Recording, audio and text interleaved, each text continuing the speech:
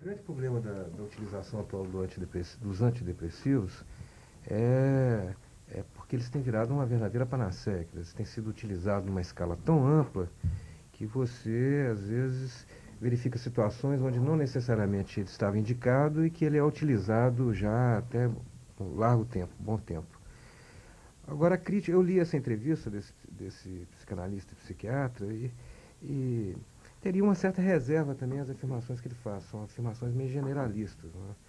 Por exemplo, essa história de que o uso do antidepressivo pode levar alguém a transferir suas culpas para os outros, eu acredito que não. Eu acho que essa questão de como cada um vai lidar com a sua participação no sofrimento do qual padece, do qual quer ficar livre, depende muito do manejo do tratamento, não necessariamente do uso da medicação.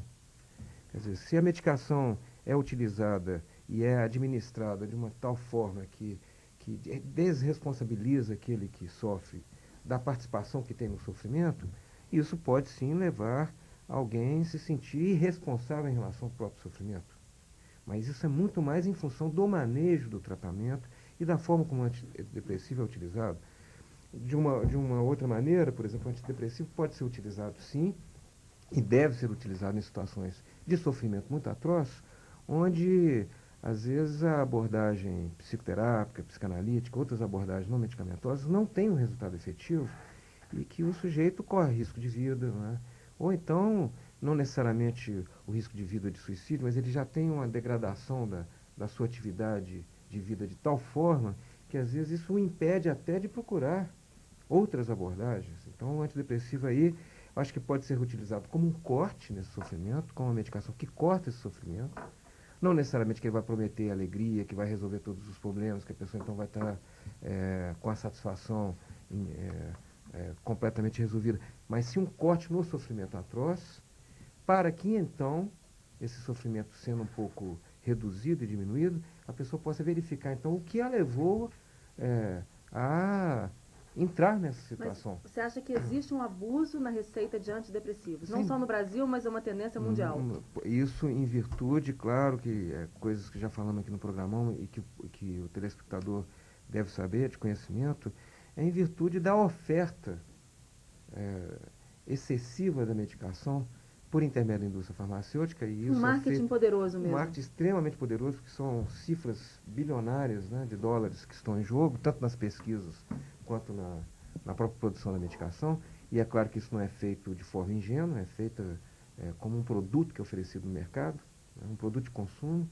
Então isso tem uma influência muito grande, tanto nos médicos, principalmente nos médicos clínicos, alguns outros médicos que não necessariamente têm uma convivência com o sofrimento psíquico, que sabem e que poderiam saber, em função disso, os limites que a cura pode oferecer, esse tipo de situação, como até farmacêuticos, próprios familiares que vão fornecendo, né? Quer dizer, a pessoa comenta uma com a outra que está tomando Prozac, melhorou, então a outra quer logo comprar um Prozac e vai tomando de uma forma indiscriminada.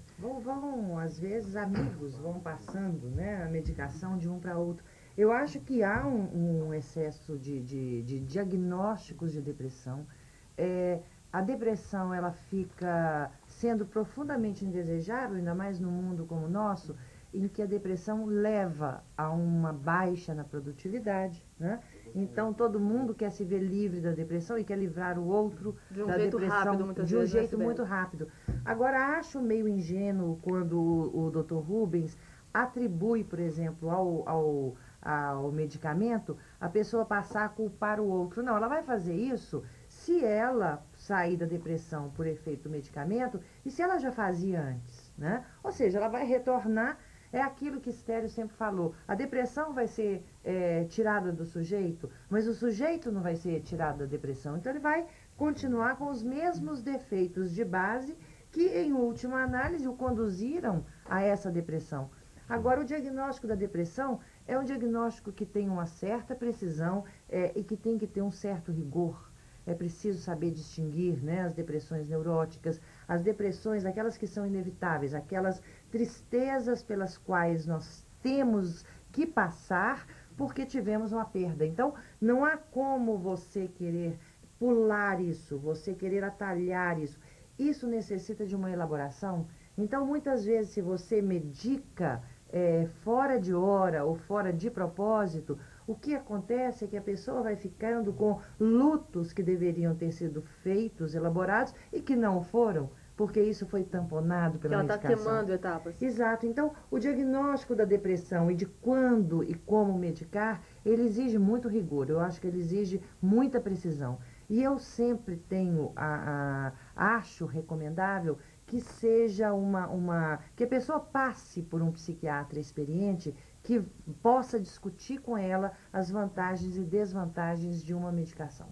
Mas, Sibeli, quando você fala, você falou muito bem a respeito da depressão, eu fiquei em dúvida com uma coisa, porque como você fala que, de repente, existem tipos de depressões que são decorrentes de perdas e que são normais na vida essas perdas, quer dizer, um bom clínico geral que conhece o antecedente da família inteira, que lida com uma cliente, por exemplo, que perdeu o filho ou que teve um problema na família e que está deprimida, quer dizer, eu acho que ele pode indicar um antidepressivo. Quer dizer, um dos grandes problemas que eu tenho com o artigo é, primeiro, que o Rubens Coura, ele fala que só psiquiatra deveria receitar antidepressivo. Eu acho que o antidepressivo para depressões que são de origem neurótica, somente os psiquiatras podem dar. Mas essa depressão por perdas, quer dizer, por problemas que são contingenciais, que acontecem com todas as pessoas do mundo, que nós todos estamos suscetíveis de perdas, um bom clínico geral pode tratar disso. Olha, mas acontece o seguinte, Geraldo, não são todas as pessoas do mundo que perdem filhos.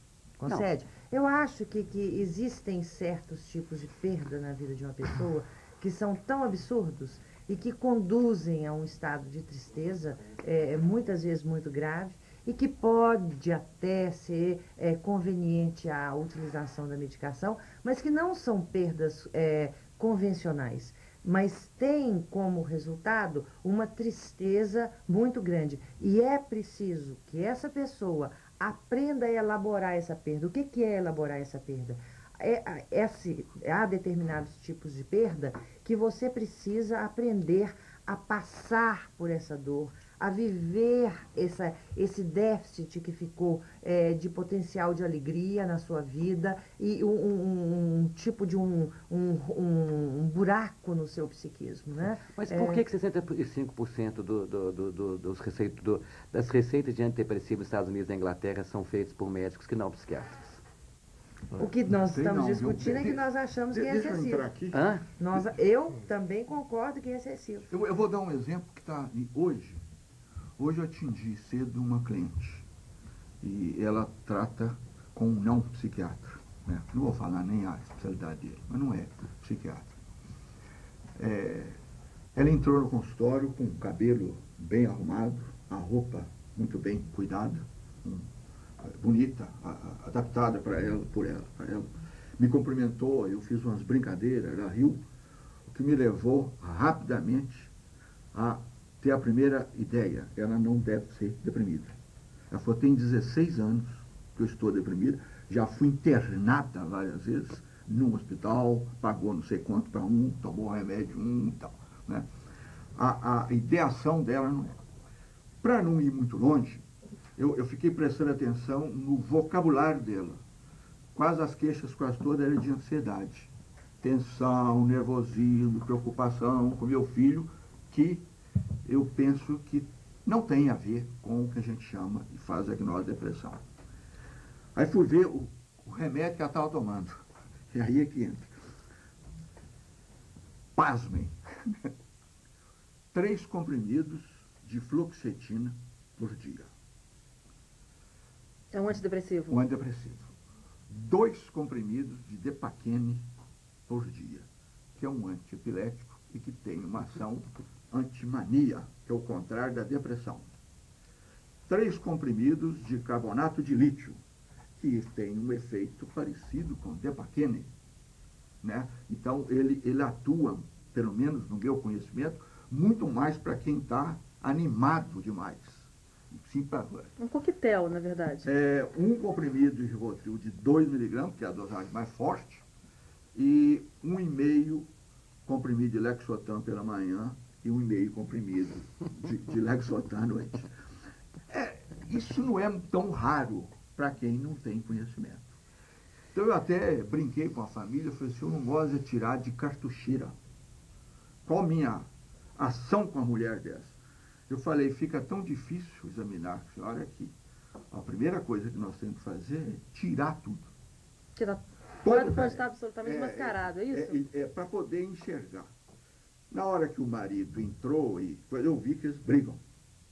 Porque eu pensei que ela pudesse ter tido uma crise de mania, de ficar muito animada num certo período da vida. Aí eles não entenderam, né? Eu falei assim, a pessoa fica comprando demais, sexualmente, a mulher canta todo mundo, o homem também, não tem, segura nada. Aí ela falou, não, isso aí eu nunca tive. Não. O marido falou assim, mas você de vez em quando compra. Ela compra outra e surgiu uma briga. Então surge uma série de problemas, que a receita é totalmente errada. Né? Então é um ponto, é um perigo. Tem remédio para depressão, também não vou falar o nome dele. Se a gente receitar uma dosagem pequena, ele aumenta a serotonina, que pode combater um tipo de depressão. Se aumenta um pouco mais, ele aumenta a serotonina e noradrenalina, que é uma outra substância. E se aumenta mais ainda, aumenta a dopamina, fica um quadro parecido com cocaína. Eu já vi uns 3 pacientes assim, numa agitação violenta.